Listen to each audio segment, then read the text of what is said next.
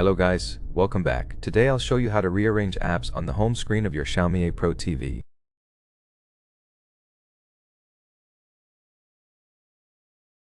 First, navigate down to your apps section.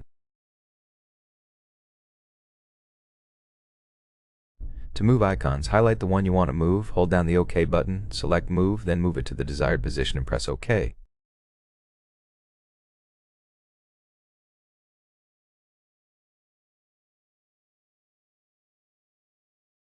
You can select another icon and move it to another position, and do the same for all the apps you have here.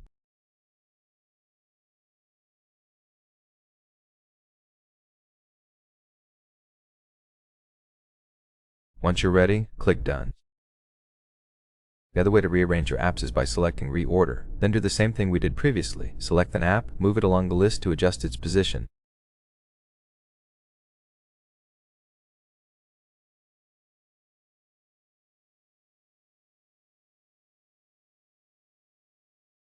That's it. Thank you for watching this video. If it helps you, please consider subscribing, leave us a like and a comment below, and I'll see you in the next one.